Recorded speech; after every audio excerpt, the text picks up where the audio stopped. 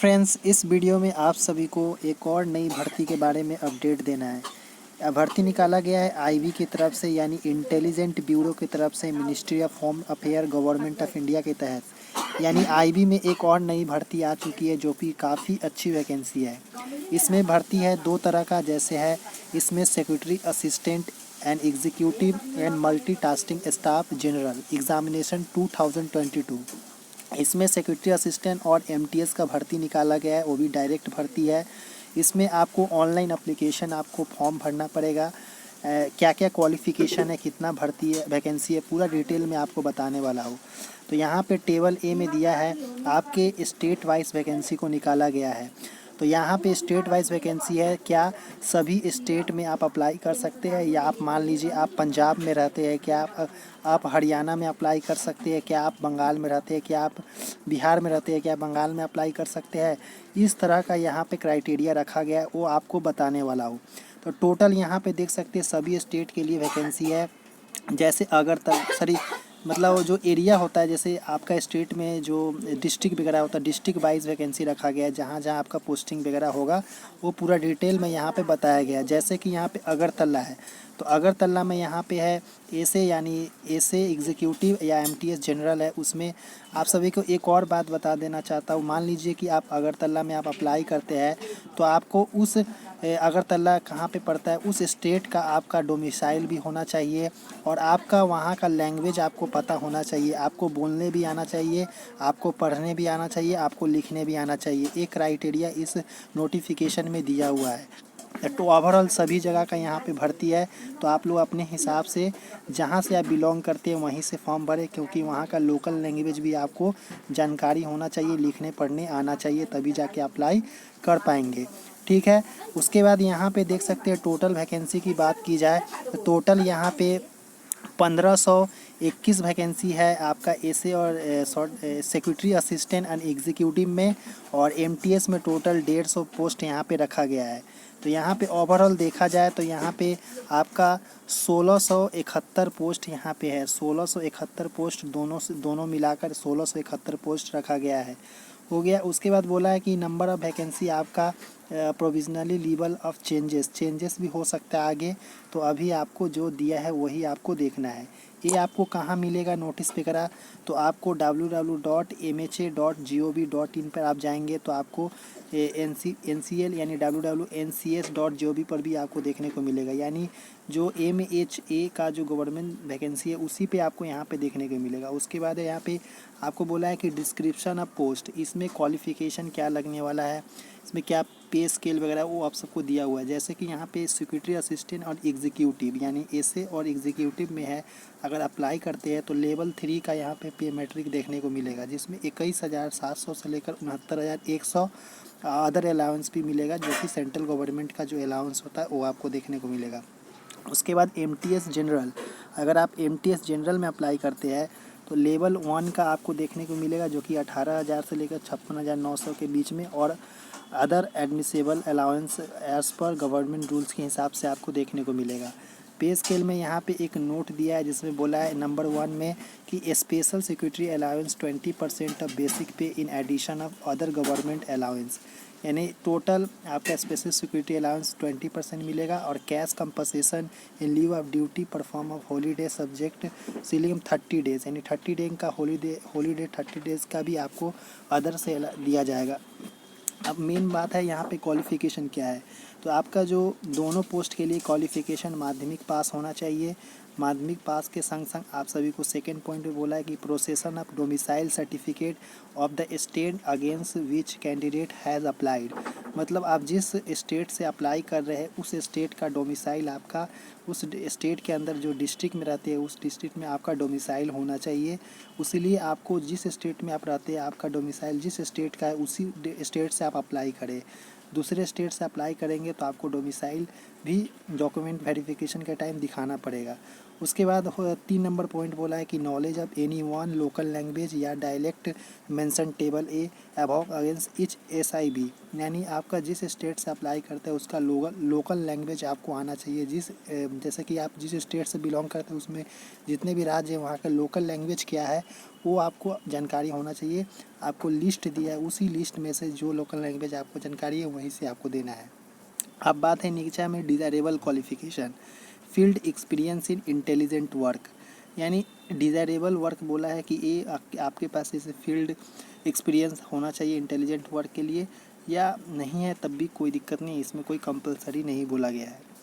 इसमें बोला age limit वगैरह क्या है, नॉट एक्सटेंडिंग 27 ईयर ऑन 25/11/2022, यानी ऐसे तो यहाँ पे बोला गया है 18 से 25 साल तक का कैंडिडेट अप्लाई करेगा, पर 27 साल से ज़्यादा आपका नहीं होना चाहिए, इसमें बोला गया है।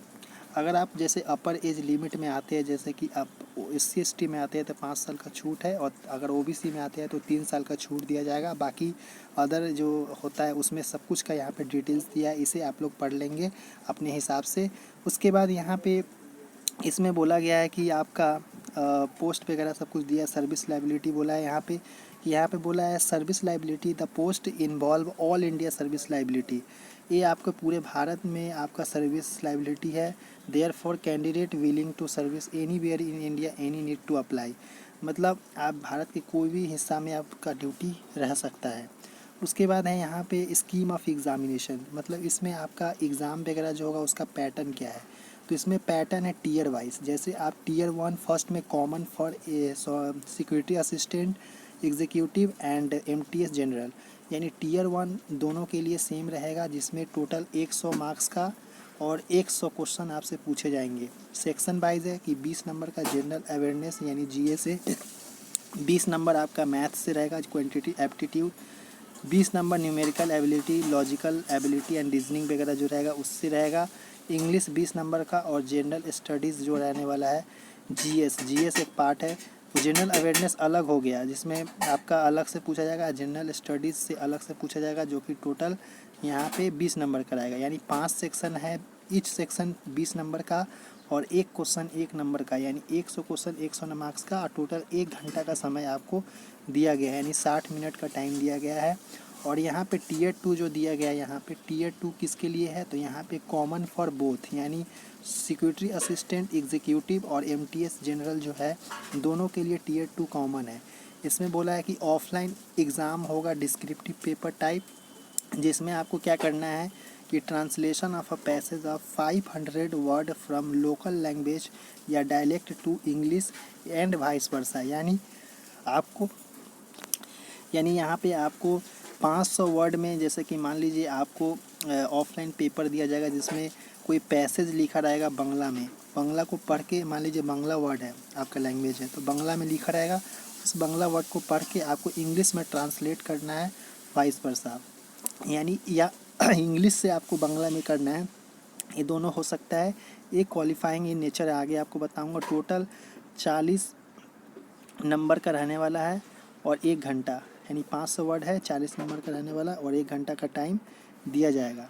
उसके बाद है पार्ट 2 में, पार्ट 2 फॉर आपको यहाँ पे बोला है, जो पार्ट 2 है फॉर ऐसे यानी शॉर्टिंग इंग्लिश ओनली, यानी सिक्योरिटी असिस्टेंट है पार्ट 2 के लिए।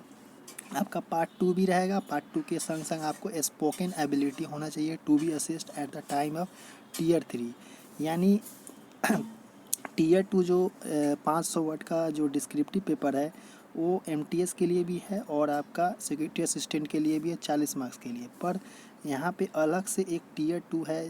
टीयर 2 के संग संग आपका सॉर्टिंग असिस्टेंट जो पोस्ट है MTS को छोड़कर, उनके लिए 10 नंबर और है स्पोकन एबिलिटी, यानी इंटरव्यू के टाइम आपको जिस लैंग्वेज लोकल लैंग्वेज है उस लोकल लैंग्वेज में आपसे बातचीत करना है, आपको अपने बारे में हो सकता है पूछेगा यही सब रहने वाला।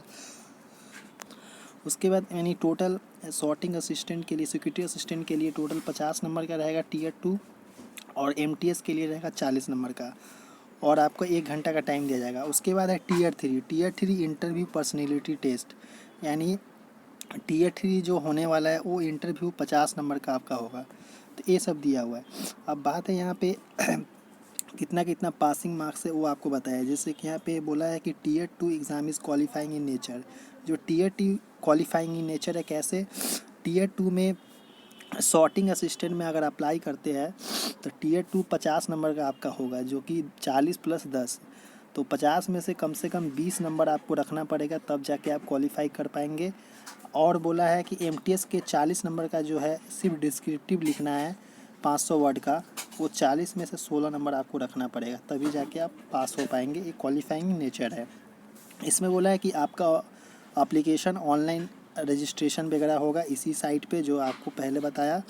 कब से कब तक होगा, तो ये बोला गया है 5/11 यानी 5 नवंबर से लेकर 25 नवंबर तक ये अप्लाई होने वाले हैं। ठीक है, तो 5 नवंबर से 25 नवंबर। इसमें एप्लीकेशन फ़ीस भी रखा गया है, जैसे कि अगर आप it is in component examinations 50 रुपया आपका प्रोसेसिंग फ़ी लगने वाला है। बोला है एग्ज़ामिनेशन फ़ी 50 रुपया है। ठीक है, एग्ज़ामिनेशन फ़ीस आपका 50 रुपया है, और रिक्रूटमेंट प्रोसेसिंग चार्ज यानी जो रिक्रूटमेंट होने वाला है उसका आपका 450 रुपया एंड पेड एज़ पर, यानी टोटल समझिए कि 500 रुपया आपको जनरल, ओबीसी और ईडब्ल्यूएस मेल कैंडिडेट को देना है। अगर आप SC/ST में आते हैं तो आपको सिंपल सा सिर्फ एग्ज़ाम फ़ी 50 रुपया देना है, और आप फीमेल कैंडिडेट है तो उसको भी 50 रुपया यहाँ पे देना है। ये यहाँ पे लिखा गया है। यहाँ पे बोला है 50 रुपया अलॉन्ग विथ प्रोसेसिंग फ़ी 450, यानी 500 रुपया बाकी को अलग से देना है। ये सब दिया हुआ। उसके बाद है यहाँ पे आपका क्लोजिंग डेट 25/11/2022, ये सब दिया हुआ है।